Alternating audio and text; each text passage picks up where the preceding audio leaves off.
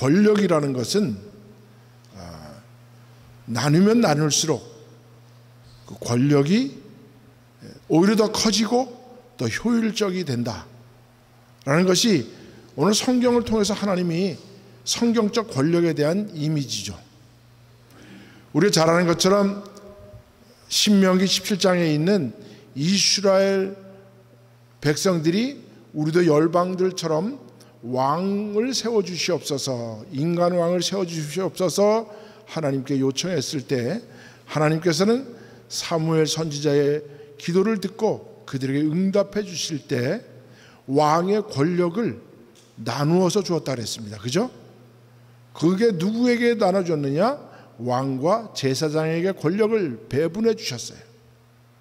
왜 그렇습니까? 인간의 삶을, 인간의 속성을 너무나 잘 아시는 하나님께서 한 권력자에게 힘이 하나로 뭉쳐지면 그 권력은 그 왕을 위해서 사용되고 백성들을 노예로, 그 힘에 의지해서 백성을 노예로 삼고 결국 그 권력을 가진 자는 퇴락하여서 결국은 이 땅의 모든 비극을 낳는다라는 것이 하나님이 인간의 속성을 통해서 아시는 하나님의 지혜십니다. 그래서 다른 열방들처럼 왕을 세워주시되 그 왕의 권력을 서로 나누어 주는데 그게 누구냐? 왕과 제사장들에게요. 그리고 왕과 제사장은 서로 견제하도록 만들어 주셨다는 거죠. 그래서 하나님이 이스라엘 백성들을 다스리시는 왕의 권력을 바로 제사장이나 선지자들을 통해서 그것을 견제하게 해주심으로 말미암아 하나님의 뜻을 이 땅에 이루시기를 원하셨던 것이죠. 결국 여기서 오늘 본문에서 말씀하시는 너희는 왕같은 제사장이요 라고 말했을 때 왕같은 제사장이라는 근본적인 근본은 어디 있느냐? 바로 신명기 17장에 있는 하나님이 이스라엘에게 인간왕을 세워주는 그 뜻과 같은 말씀이에요. 왕같은 제사장. 그러니까 우리는 이 세상에 하나님이 주신 모든 힘과 능력과 권력을 가지고 있지만 우리는 이것을 나를 위해서 사용하지 않고 누구를 위해서 사용합니까? 예수님처럼 우리는 예수님이 우리에게 가르쳐 주시는 온유한 마음을 가지고 그 권력을 나를 위해서 사용하지 아니하고 상대방을 위해서 사용하는 그 안합의 정신, 그죠? 온유의 정신을 가지고 우리는 우리는 뭐라고 이야기하느냐? 사랑을 베푼다라고 말하는 거예요. 그렇잖아요. 내가 엄청난 힘을 가지고 있지만 이 힘을 가난하고 낮고 또 나이도 어리고 불쌍한 사람들을 위해서 살아가는 그 온유의 마음이 결국 사랑의 마음이라는 거죠. 그래서 예수님이 이 땅에 오셔서 최고의 대제사장이시요 또 다윗보다도 더한 왕이시요 온 우주를 창조하신 창조주의 아들로 오셨지만 예수님은 그 권력을 갖지 않으셨어요.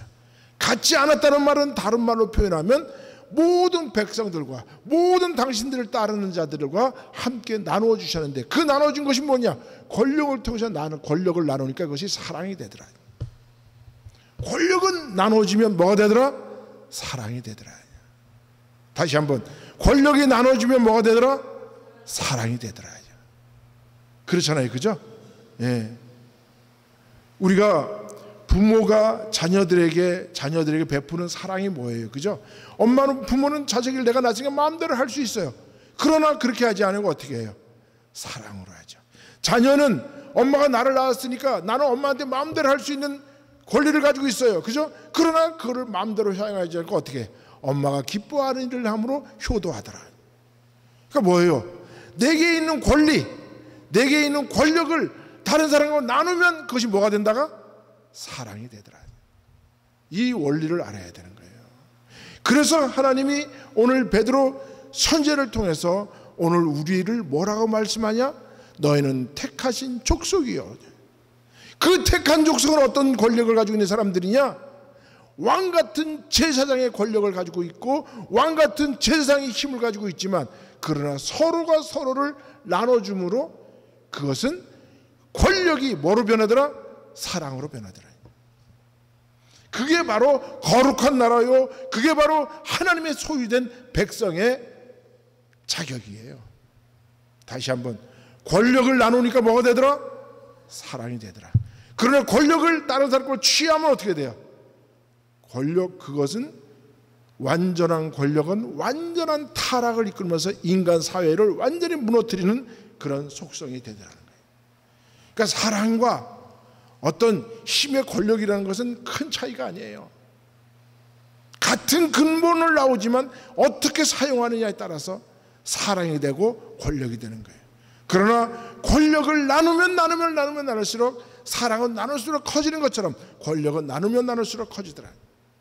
그것이 하나님이 이 땅에 인간 왕을 세우시고 이 땅에 국가를 세우시는 원리예요. 그 원리를 우리가 제대로 알을 때 이 땅에서 하나님이 하시고자 하는, 하나님이 세우시고자 하는 나라는 어떠한 정치 체계를 가져야 되느냐, 그것을 우리는 이것저것 인류 역사 5,000년을 통해서 다 실험을 해봤는데, 전제주의 정치, 왕정주의 정치, 독재주의 정치, 공산주의 정치 다 했는데, 인간이 마지막으로 하나님의 지혜를 빌려서 얻은 결론은 무엇이냐? 바로 자유민주주의 정치 체계야말로 권력을 나누는, 권력이 나눠져서 사랑이 되는 그런 정치 체계다. 그래서 그것을 윈스턴 처칠은 영국 수장이었죠. 그분이 이렇게 이야기합니다. 민주주의는 최악의 제도지만 우리가 시도해봤던 다른 모든 정치 통치 방식을 다 써봤는데, 그래도 가장 우리 인간 사회에 적합한 정치 제도는 어떤 정치 제도다? 민주주의 정치 체제다. 그것을 처칠은 이렇게 이야기를 합니다.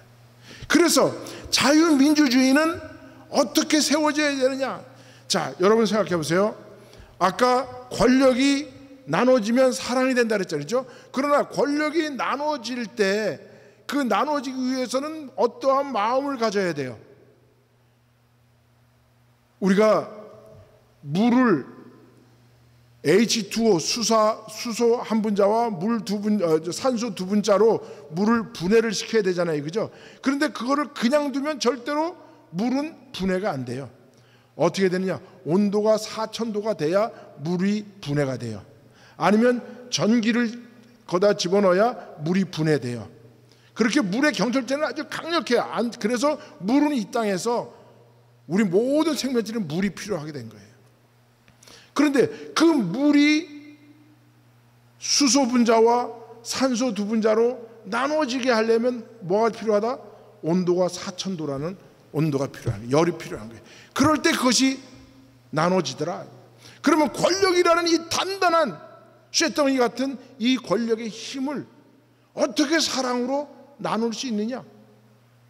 그것을 나누게 하는 촉매자가 있는데, 그 촉매자가 아까 예수님이 이 땅에서 우리에게 말씀해 주신 온유라는 하나님의 팔복의 말씀이더라. 온유함. 아버지여, 할 수만 있으면 이 잔을 내게서 옮기시옵소서. 그러나 내 뜻대로 마옵시고 아버지의 뜻대로 하옵소서. 그죠? 그 온유의 마음, 권력이라는 강철 같은 단단함이 사랑이라는 솜털같이 부드러운 사랑으로 변화시키기 위해서는 거기에 뭐가 필요하다? 예수님이 이 땅에 오셔서 우리에게 가르쳐 주시고 몸소 우리에게 체험해 주시고 우리에게 본보기로 보여주신 관용의 정신, 그 온유의 정신이에요. 온유의 정신을 다른 말로 표현하면 뭐예요? 관용과 절제예요. 관용과 절제예요. 그래서 자유민주주의라는 그 정치 제도가 이 땅에서 인류가 실험해봤던 모든 정치 체계 중에서 그래도 우리가 인류 사회에서 적용해 볼 만한 정치 제도는 민주주의인데, 그 민주주의가 전정 민주주의가 되기 위해서는 뭐가 필요하더라? 바로 관용과 절제가 필요하더라. 관용과 절제라는 걸 우리가 너무 잘 알잖아요. 그죠? 절제는 뭡니까? 창세기 1장 28절에 뭐라 그랬습니까? 하나님이 모든 아담과 하와를 지키시고 그들에게 복을 주시며 생육하고 번성하고 땅에 충만하라고 하는 우리에게 하나님의 본능의 욕심을 주셨어요. 그런데 그 욕심, 디자이어, 그 욕망만 가지고 있으면 사람은 그것으로 자기 욕심 부리다가 다 죽어요. 왜? 욕심은 욕심을 낳고, 욕심이 잉태해서 죄를 낳고, 죄가 장성해서 사망에 이르게 되니까 하나님이 주신 본능, 그 욕망이라는 것은 중요한 거지만 그것을 어떻게 할 때 우리가 이 땅에서 온전히 살 수 있느냐? 그래서 하나님이 창세기 1장 17절에 선악과의 절제력을 우리에게 준 거예요. 하나님의 말씀대로 살지 않으면 안 된다. 하나님의 명령은 뭡니까? 내가 그 선악과를 먹고 싶구나, 그런 욕심이 있지만 하나님이 이걸 먹으면 정령 죽으리라고 하나님께서 금지시켰으니까 나는 먹지 말아야지 하는 절제력. 성경의 기본은 절제예요. 그래서 욕심이 잉태해서 죄를 낳고 죄가 장성해서 죽음을 낳지만 우리는 하나님의 명령, 하나님의 말씀, 하나님의 약속에 따라서 우리는 욕심이 잉태되지 않도록 절제하는 거예요. 오늘 내가 엄청난 맛있는 음식이 있어서 내가 이걸 다 먹고 싶구나. 그러나 그래도 음식이 내가 다 먹으면 우리 주변에 있는 친구들이 못 먹으니까 나는 조금 덜 먹어야지. 그래서 다른 사람이 더 먹게 해줘야지. 그게 뭐예요? 그런 사랑의 마음이 절제로부터 일어나는 거죠. 관용이라는 건 뭡니까? 톨레랑스라고 똘레랑스라고 불어로 얘기하는데 이 관용이에요. 그냥 무조건 다 용서해주고 무조건 다 받아들이라는 게 아니에요. 하나님 뭐 하십니까? 회개하는 자를 용서해 주는 거예요. 자기의 잘못을 깨달은 자들을 받아들이라는 거예요. 그래서 이 관용과 절제가 있어야 돼요. 내가 아무리 상대방을 용서해 주려고 해도 상대방은 그 용서를 이용해서 오히려 나를 더 욕되게 해버리고 하는 이 세상의 일들이 얼마나 많습니까? 그러니까 관용이라는 것은 무엇이에요? 내가 사랑을 베품을 통해서 무조건 다 용서해 주는 게 아니에요. 하나님의 용서는 회개한 자들에 대한 용서예요. 그래서 이 자유민주주의를 우리는 보호해야 돼요. 그런데 이 자유민주주의가 보호받기 위해서는 어떻게 해야 되느냐? 우리들의 마음속에 관용과 절제의 마음이 있어야 된다라는 것이 오늘 성경이 우리에게 주시는 이 자유민주정치 제도의 핵심이라는 거죠. 그래서 벤 에셀이라는 사람은 정치는 왜 실패하는가라는 그 책에서 민주주의는 승자와 패자 사이에 소리 지르기 시합으로 변질되면서 사회를 양극화시킨다. 자, 내가 뭔가 주장하기 위해서 내가 소리를 빡빡 질러, 내가 소리를 큰 소리 지르면 상대방도 크게 지르죠. 그러면 소리만 서로 지르다가 나중에는 화까지 피우면서 어떻게 돼요? 서로가 양극화돼. 절대로 저러면 용서 못해. 저러면 절대로 안 돼. 서로가 안 되면 어떻게 돼? 양쪽으로 쫙 갈라지는 거죠. 오늘날 세상의 정치가 바로 이렇게 변질됐다는 거예요. 양극화되었어요. 양극화되었어요. 뭐가 없기 때문에? 관용과 절제가 없기 때문에. 그래서 자유민주주의라는 것은 어떻게 이것이 잘 발전해 나갈 수 있느냐? 자유민주주의는 아까 우리가 윈스턴 처칠이 얘기하는 것처럼 정말 연약한 제도예요. 정말 질그릇처럼 깨어지기 쉬운 정치 제도가 바로 민주주의 정치 제도예요. 그러나 하나님은 우리에게 그 자유민주주의 정치가 이 땅에서 가장 하나님의 복음이 잘 전파될 수 있는 그런 기반이에요. 그러니까 우리는 그것을 지켜나가야 돼. 어떻게 지켜나가야 하느냐? 복음을 우리가 지키기 위해서는 질그릇같이 연약한 그런 우리는 육체를 가지고 있고 그런 심성을 가지고 있지만 그러나 내 속에 복음이 있다면 그 존귀한 보배로운 그 복음을 지키기 위해서는 내가 연약한 몸이지만 조심해야 돼. 깨어지지 않도록 늘 조심하고 늘 깨어있고 늘 노심초사하면서, 그래서 성경은 우리에게 깨어있으라고 말씀하는 거예요. 그와 마찬가지로 자유민주주의 정치제도는 이만큼 연약하지만, 그러나 우리가 인류가 이 땅에서 서로의 권력을 나누고 그 권력이 온유함을 통해서 사랑으로 변화할 때, 이 정치제도는 이 땅에서 우리 인류가 실현해야만 하는 그러한 정치제도라는 것을 우리가 깨달을 수 있다는 겁니다.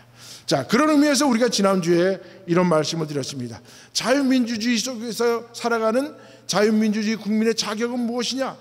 그래서 기본적으로 개인적으로 우리는 무슨 마음을 가져야 된다 그랬어요? 온유한 마음을 가져야 돼요. 내게 준 권력, 내게 준 후임, 내게 준 모든 것, 이것을 나를 위해서 사용하는 것이 아니라 누구를 위해서? 상대방을 위해서 사용하는 거예요. 이거는 자유의 개념에도 대비해봐도 똑같아요. 내게 주신 자유, 그죠? 내가 마음대로 할 수 있는 자유를 가지고 있으나, 내가 마음대로 휘둘르는 이 자유함이라는 주먹에 다른 사람이 맞으면 될까 안 될까요? 안 되죠. 그러니까 나는 어떻게 해야 돼요? 다른 사람의 자유도 내 자유가 소중한 것만큼 다른 사람의 자유도 존중해 주는 마음, 그것이 온유함이에요. 그것이. 네. 정치적으로는 어떻습니까? 새가 좌우의 날개로 날아가는 것처럼 서로가 관용하고 서로가 절제하면서 양극화 되지 않도록, 양쪽에서 서로 힘겨루지 않도록 서로를 양보해가는 절제가 필요한 거죠. 그 다음에 사회적으로는 어떻습니까? 자신의 권리로 남을 이롭게 하는 사람, 내게 준, 이것은 정말 안압의 정신이잖아요. 그죠? 내게 주신 모든 권리를, 나는 돈도 많으니까, 나는 지위도 높으니까, 나는 최고의 권력을 가졌으니까 나는 마음대로 해야 돼. 아무 데 가서 줄 서지 않고 맨 앞에가 좋은 자리에 앉고. 그러나 그렇지 않았어요. 그렇게 해서는 안 된다는 거죠. 내게 주어진 권리가, 내게 주어진 힘이 세면 크면 클수록 그것을 상대방을 위해서 사용할 수 있는 그런 정신이 우리에게 필요한 거죠. 그래서 불란서 말로 뭐라는 말이 있어요? 노블리스 오블리제, 그죠? 노블리스라는 귀족이라는 뜻이에요. 오블리제는 뭐예요? 내 어떤 해야만 하는 일, 예. 그런 거예요. 그러면 뭐예요? 내가 노블리스, 권력이 많은 가는 귀족이면 귀족일수록 그만큼 책임도 그만큼 많아진다는 거예요. 오블리제. 그러니까 그런 거예요. 로마 시대 때 로마의 그 군인들이 가서 전쟁을 해요. 전쟁을 해서 그 군인들이 열심히 나가서 싸워서 쉽게 다시 돌아올 수 있도록, 전쟁터에 가서 쉽게 나가고 쉽게 돌아올 수 있도록, 그러면 권력을 가지고 있는, 힘을 가지고 있는, 재산을 가지고 있는 그런 귀족들은 뭐 해야 되느냐? 우리 국가를 위해서 열심히 싸웠던 군인들이 쉽게 돌아올 수 있도록 우리가 가서 길을 닦아주자. 그래서 길을 닦아주고 벽돌을 하나씩 놓기 시작한 거예요. 그래서 여러분, 지금도 로마에 가면 로마로 통하는 모든 길들은 다 뭘로 닦여져 있어요? 안 가봐서 모르지. 나도 안 가봤어. 그러나 내가 사진으로 봤더니 다 돌로 쌓여져 있어. 여러분, 맨하탄에 다운타운에 가면 그 조그만 길들을 보면 이렇게 다 돌로 쌓여져 있어. 돌로 이렇게, 거기 가면 차도 덜덜덜덜하지만 그러나 거기를 돌로 이렇게 해놨어요. 왜 거기를 그 아스팔트로 안 깔고 옛날에 그 벽돌처럼 된 그 돌로 갖다 쫙 깔았느냐? 거기에 그 돌을 헌사한 사람이 있는 거예요. 우리 동네를 위해서, 우리 시를 위해서 돈 있는 사람이 돈을 내는 거야. 돈을 내서 여기를 사람들이 쉽게 다닐 수 있도록, 옛날에 마차가 다니고 걸어 다닐 때 거기가 막 진흙탕이 막 퍽퍽 하는데 그 길을 잘 갈 수 있도록 벽돌을 깔아준 거야. 누가 했느냐? 가진 사람이 내는 거예요. 그게 봐서 노블리스 오블리제예요. 그러니까 로마를 통하는 모든 길들에 이렇게 벽돌로 된 돌이 이렇게 쌓여 있어요. 길이. 그 길은 누가 만들었느냐? 나는 비록 전쟁에 나가지 못하지만 우리 자녀들, 우리의 손자들, 우리의 젊은이들이 나와서 국가를 위해서 전쟁하고 돌아올 때 쉽게 돌아오도록 거기다 길을 만들어 준 거예요. 가진 재산을 헌납하고 자기 힘을 가서 헌납하고 해가지고 군인들이 쉽게 돌아올 수 있는, 이런 자신의 권리를 남을 위해서 이렇게 사용할 수 있는 그런 사람이 자유민주주의를 구가할 수 있는 그런 자격이 있다는 거예요. 근데 우리는, 대한민국 사람들은 이것을 이미 당군 신화에 나오는 홍익인간이라는 이념을 통해서 우리는 이것을 5,000년 동안 이것을 머릿속에 DNA 속에서 딱 남아있어, 한국 사람들은. 그래서 어디 가서 착한 일 하고 어디 가서 못된 짓 안 하고 그래도 선한 일 많이 하는 사람들 보면 한국 사람들이. 이게 뭐냐? 우리는 우리 DNA 속에 뭐가 있다? 홍익인간의 이념이 있는 게, 홍익인간 뭐예요? 넓은 홍자에다가 이롭게를 인간이 읽자잖아요. 인간 세상을, 원래 인간이라는 말을 쓸 때는 인간이 아니에요. 인류라는 말을 써야 돼. 근데 이제 유럽에서 영어로 이제 mankind, 뭐 man 이런 게 들어올 때 이제 그 당시에 제일 개화됐던 1800년대 말, 그때 모든 영어로 된, 외국어로 된 그런 용어들을 누가 제일 먼저 받아들이냐면 일본이 받아들였어요. 일본 사람들이 그걸 갖다가 뭐 man 그러면 mankind 그러면 그걸 인류 이렇게 써야 되는데 인간이라고 썼어요. 그때부터 이제 인간이라고 우리가 부르는 거예요. 인간은 뭐냐? 바로 사회를 이야기해요. 사람과 사람 사이의 관계잖아요, 그죠? 그러니까 인간 원래는 인류야 돼. 그러니까 홍익 인류야. 온 세상을, 온 사람들을 이롭게 하는 그 정신이 우리 DNA 속에 있다니까요. 예, 그렇습니다. 그래서 우리가 이야기하는 리버티의 자유를 알면 또 무슨 자유를 알 수 있어요? 우리가 깨닫게 돼요. 프리덤의 자유를 깨닫게 되잖아요. 리버티의 자유는 내가 마음대로 할 수 있는 자유. 그러나 프리덤의 자유는 내가 마음대로 할 수 있으나 다른 사람의 자유를 존중해야 되니까 내가 절제하는 자유, 책임지는 자유, 프리덤의 자유. 그 프리덤의 자유를 알 때 진정한 민주주의가 이루어진다라는 거죠. 자유민주주의를 어떻게 우리가 구가해야 되느냐? 그래서 이 자유민주주의를 지키기 위해서는 국민주권주의. 그렇죠? 국민주권주의 뭐예요? 국민이 아까 얘기했죠. 권력은 어떻게 해야 되는 게 가장 좋다? 다른 사람과 멀리 자꾸 나눠야 된다 그랬죠. 그래서 국민주권주의는 뭐냐? 모든 국민이 권리를 갖는 거야. 국가의 권력을 갖는 거야. 한 사람 한 사람에게. 그러니까 뭐 많은 사람에게 나눠주면 나눌수록 그 나라의 힘이 세지는 거예요. 그러니까 국민주권주의야. 그런데 이 힘이 자꾸 한 사람에게 몰리게 되면 그게 바로 전체주의요, 독재주의로 가는 거예요. 그 다음에 기본권적 인권주의가 제대로 지켜지는가? 인권, 사람에게는 뭐가 있다 그랬어요? 하나님이 천부께서 인류에게 베푸신 그 절대 바꿀 수 없는 unchangeable이에요. 절대 바꿀 수 없는 세 가지 가치를 줬다 그랬죠. 뭐라 그랬습니까? 생명과 자유와 행복 추구권. 이것을 국가가, 이것을 권력이 개인의 자유와 개인의 생명과 개인의 행복 추구권을 빼앗으려고 하면 이거는 자유민주주의를 이미 깨트려 나가는 거예요. 그 다음에 삼권 분립제도가 제대로 되어 있느냐? 그리고 의회 민주주의가 제대로 되고 있느냐? 그럼 뭐예요? 사법권, 입법권, 행정권, 이것이 서로가 나누어져서 서로 견제하고 서로 체크해주고, 그러한 관계 속에서 삼권 분립이 이루어짐으로 민주주의가 제대로 이루어지는데, 어떤 한 부서가, 입법부가 만약에 국회의원 수가 우리 당이 의석수가 많다고 그걸 다수결로 모든 것을 해결하려고 그러면 결국 무엇을 해요? 전체주의를 하는 거예요. 나치즘이, 독일의 나치즘을 만드는 그 히틀러도 정당한 선거제도를 통해서 법에 따라서 만들었어요. 그런데 결국 뭐냐? 입법권을 가지고 모든 힘으로 다수결로 힘을, 다른 사람들을, 소수를 지르는 거예요. 그게 바로 나치즘이에요. 복수정장제도, 복수정당을 두는 이유가 뭐예요? 한 정당이 일당 독재하지 말라라고 복수정당을 두는. 그래서 미국은 항상 뭐예요? 공화당과 민주당이 있죠. 예. 그리고 나는 공화당도 싫고 민주당이 싫어. 그런 사람들이 뭐예요? 독립당이라고 만들어요. 그래가지고 또 나오고 그러죠. 그래서 한 다수당이 일당 독재를 해서는 절대로 안 된다는 거죠.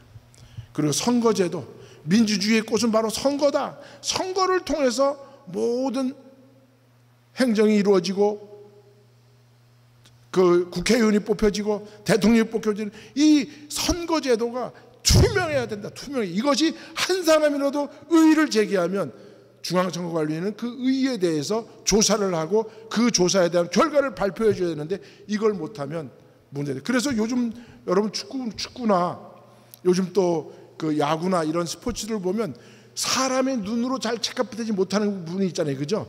누군가 반칙을 했는데 그것을 사람의 심판이 멀리 있기 때문에 잘 못 봐. 그러면 나중에 의의를 제기하잖아요. 감독이 그러면 어떻게 하냐면 비디오 판독을 해요. 그래서 그 여러 각도에서 찍은 비디오 테이프를 보면서 그것을 슬로우 비디오로 돌려보면서 아 누가 반칙을 했구나. 그래서 그 페널티 주는 거예요. 그만큼 요즘은 투명한 사회인데 선거 제도가 문란해지거나 선거에 대한 국민들의 불신이 일어나면 그 세계는 반드시 독재주의로 가게 돼 있어요. 나쁜 사람은 그걸 이용하거든요. 그 다음에 사유재산 시장 경제를 골간으로 하는 경제 질서. 예. 열심히 일한 사람이 가져야 되는 거죠. 뺑뺑이 놀다가 똑같이 가지려고 그러면 그건 공산주의 사회죠. 그래서 성경은 뭐라 그랬어요? 일하지 않는 자 먹지도 말라. 아담에게 내린 하나님의 벌이 뭐예요? 네가 열심히 일한 만큼 땅이 너에게 소출을 주리라. 그게 사유재산 시장 경제제도의 근간이에요. 그리고 최후로 우리가 가져야 할 게 사법권의 독립이다. 사법권. 왜 그러냐? 모든 재판은 사법권에서 이루어지잖아요. 그죠? 그런데 그 사법권이 입법이나 행정부에 의해서 타치받거나 간섭받으면 그 사회는 무너져 버리는. 그래서 저기 그 베네수엘라나 아니면 전체주의로 가려고 하는 그 나라들마다 보면 가만히 보면 결국은 사법권을 손에 장악을 해요. 입법권이, 행정권이. 그래서 재판을 자기들의 편한 대로 하는 거예요. 그 자기 편은 전부 다 무죄, 상대방은 무조건 다 유죄, 감옥에다 집어넣고. 그래서 지금 한국에도 이재명 정권이 뭘 하고 있어요? 지금 베네수엘라가 그 옛날에 차베스가 전체 정치를 하면서 어떻게 했습니까? 사법권을 손에 넣고 대법관들을 자기의 편으로 30명을 두고 그걸 한국이 그대로 따라하려고 하는 거예요. 그러니까 자유민주주의 기본 질서가 무너지고 있다는 거죠. 자, 결론을 내립니다. 아까 처음에 말씀드린 것처럼 권력을 어떻게 해야 된다? 권력은 나눠질 때 뭐가 되더라? 사랑이 되는데 그 촉매제가 뭐더라? 온유라는 예수님의 가르침이더라. 그래서 우리가 이 자유민주주의 기본 질서를 잘 지켜야 눈을 부릅뜨고 우리가 그것을 지켜나갈 때 그 사람이야 진짜 하나님의 택함 받은 백성이요 하늘의 백성이 되더라 하는 거죠. 기도합시다. 하나님 감사합니다.